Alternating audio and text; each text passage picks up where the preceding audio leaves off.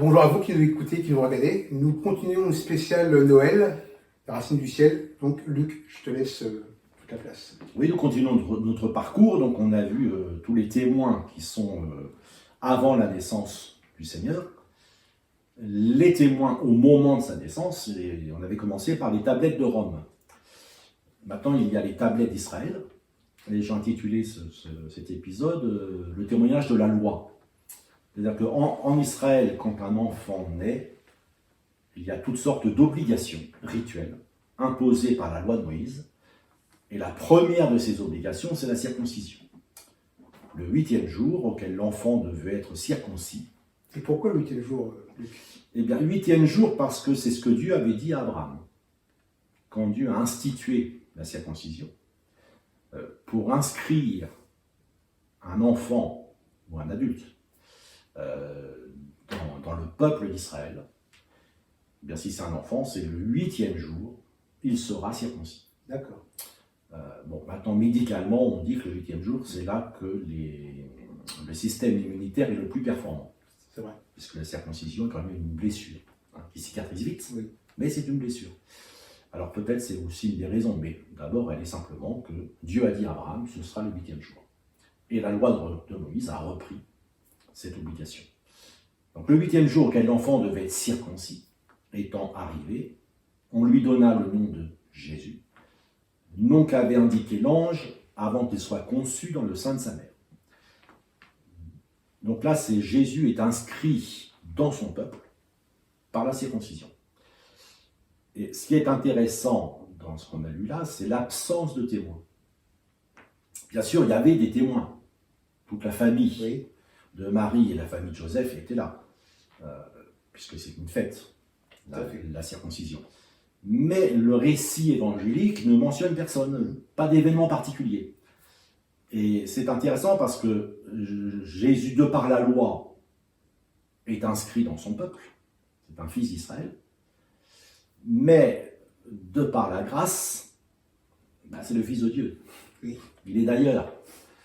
Alors, l'absence de témoins particuliers est aussi l'indication pour nous de dire la loi arrive à son terme. Elle arrive à sa pleine expression. Et puis Jésus est destiné à être le sauveur de tous les peuples, pas seulement d'Israël. Mais la gloire d'Israël et le salut vient des Juifs. Alors plus tard, Jésus est présenté au temple. Deuxième obligation de la loi de Moïse. Et quand les jours de leur purification furent accomplis, selon la loi de Moïse, Joseph et Marie le portèrent à Jérusalem pour le présenter au Seigneur. Suivant ce qui est écrit dans la loi du Seigneur, tout mâle premier-né sera consacré au Seigneur, et pour offrir en sacrifice 2 tourterelles ou 2 jeunes pigeons, comme cela est prescrit dans la loi du Seigneur. Alors Joseph et Marie se sont soumis à cette obligation. Le fait que c'est des jeunes pigeons ou des tourterelles prouve qu'ils étaient plutôt pauvres, puisque quand on était plus riche, on offrait un agneau, un bélier. Donc la loi permettait pour les plus pauvres d'offrir les pigeons. Et bien que Jésus est saint et sans péché, Joseph et Marie se soumettent au rite de purification. Et il ne faut pas qu'on soit choqué parce que comment le Fils de Dieu qui est saint a pu-t-il être hébergé dans le ventre de Marie, qui dit elle-même qu'elle a besoin d'un sauveur. Tout à fait. Et que Dieu a jeté les regards sur la bassesse de sa servante. Eh bien, ce n'est pas gênant du tout pour Dieu. Ce n'est pas un problème. Dieu n'est pas contaminé par notre péché. Mais il est capable, au contraire, de nous purifier. Mais là, ce que dit ce texte, c'est qu'ils se sont soumis au rite de purification. Et pendant qu'ils le faisaient, au temple, c'est-à-dire dans la maison de Jésus, comme il le dira lui-même quand il aura 12 ans, il dira, mais ne savez-vous pas qu'il faut que je m'occupe des affaires de mon père. C'est sa vraie maison. Alors il y a des prophètes témoins. Et le premier prophète témoin, c'est Siméon. Et voici, il y avait à Jérusalem un homme appelé Siméon, alors Siméon, Chiméon, qui écoute, qui entend. Cet homme était juste et pieux. Il attendait la consolation d'Israël, et l'Esprit Saint était sur lui. Il avait été divinement averti par le Saint-Esprit qu'il ne mourrait pas avant d'avoir vu le Christ du Seigneur. Il va au temple, poussé par l'Esprit. Et comme les parents apportaient le petit enfant Jésus pour accomplir à son égard ce qu'ordonnait la loi, il le reçut dans ses bras, bénit Dieu et dit « Maintenant, Seigneur, tu laisses ton serviteur s'en aller en paix, selon ta parole. Car mes yeux ont vu ton salut, salut que tu as préparé pour tous les peuples, lumière pour éclairer les nations, et gloire d'Israël, ton peuple. » Son père et sa mère étaient dans l'admiration des choses qu'on disait de lui. Siméon les bénit et dit à Marie sa mère, « Voici, cet enfant est destiné à amener la chute et le relèvement de plusieurs en Israël, et à devenir un signe qui provoquera la contradiction.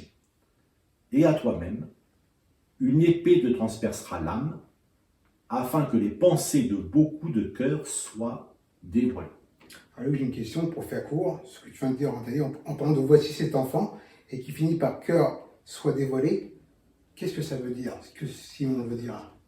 Ben, ça veut dire que tu avais posé la question pourquoi une bonne nouvelle? Oui. Alors la bonne nouvelle est dans les premiers propos de Simeon. Mes yeux ont vu ton salut. Salut que tu as préparé devant tous les peuples, lumière pour éclairer les nations et gloire d'Israël, ton peuple. C'est une excellente nouvelle pour l'humanité, lumière de toutes les nations. Et c'est une excellente nouvelle pour Israël, puisque Jésus est la gloire d'Israël. Alors là où il y a des grains de sable, on va dire comme ça, c'est que cette bonne nouvelle n'est pas considérée par tout le monde comme une bonne nouvelle. Et ce qui est une bonne nouvelle, certains le perçoivent comme une mauvaise nouvelle. Parce que cette bonne nouvelle bouscule l'ordre établi. Ah oui. Et tout système religieux a une caste dirigeante. Et quand quelqu'un comme Jésus vient bousculer l'ordre établi, eh bien, comme le dit Siméon, ça crée de la contradiction. Mais une contradiction tellement forte que certains ont chuté et se heurté sur la pierre spirituelle que représente Jésus. D'autres, au contraire, vont se relever et vont accepter ce témoignage, cette bonne nouvelle, et en être transformés. Nicodème, Saul devenu Paul, donc des gens très, très élevés dans la hiérarchie religieuse, qui ont accepté que Jésus était réellement la gloire d'Israël. Et puis pour Marie, une épée te transpercera l'âme, c'est l'annonce de la crucifixion. C'est que c'est une mère qui va souffrir. Alors on a vu dans l'émission précédente, Marie a reçu des encouragements pour sa foi. Mais il faut aussi qu'elle reçoive des encouragements pour les souffrances à venir. Pour l'instant, c'est le bonheur. Tout le monde dit du bien de son fils. Il y a beaucoup de mères qui aimeraient qu'on dise autant de belles choses sur leur fils que ce que Marie a entendu sur son fils. Oui. D'ailleurs, on l'a lu, son père et sa mère étaient dans l'admiration des choses qu'on disait de lui. Moi, à la maternité, j'ai 4 enfants, jamais on a dit des choses Comme ça. qui m'ont mis dans l'admiration. Mais j'aurais bien aimé, dans un sens. Je crois que mon aîné est né comme ça. Alors, le médecin accoucheur a dit « ce sera un curé ». Je lui ai dit « non, ce sera un pasteur ». Mais voilà, donc les parents sont toujours flattés quand on dit des choses bien à leur enfant. Mais il faut aussi que Marie soit préparée pour la suite. Et la suite n'est pas si lointaine que ça. C'est 30 ans plus tard. C'est pas vieux, 33 ans, c'est pas si vieux que ça. Et elle est prophétiquement préparée au fait que Jésus sera crucifié. Alors une épée te transpercera l'âme, mais c'est la croix qui va départager l'humanité en deux, afin que les pensées de beaucoup de cœurs soient dévoilées. Et face à la croix, certains se moqueront et diront un sauveur qui ne peut pas se sauver lui-même, Oui. je passe mon chemin. Et puis d'autres se laisseront interpeller. Un Dieu si puissant qui accepte de se faire si faible par amour pour moi, eh bien je me laisse convaincre. Et ceux-là seront sauvés par leur foi. Et puis il y a d'autres témoins quand même, il n'y a pas de sexisme. Il y a Anne. Oui. Anne qui est aussi une prophétesse, une servante énergique du Seigneur. 84 ans. Elle est âgée de 84 ans. Elle a été seulement 7 ans mariée, puis elle a été veuve. Et puis tout le reste de sa vie, elle a servi Dieu dans le temple.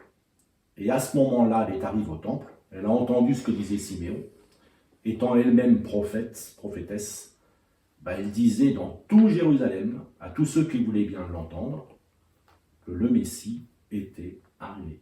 Donc, témoignage de la loi de Moïse, témoignage de Siméon, témoignage de Anne, le témoignage est parfait. Merci Luc pour toutes ces explications.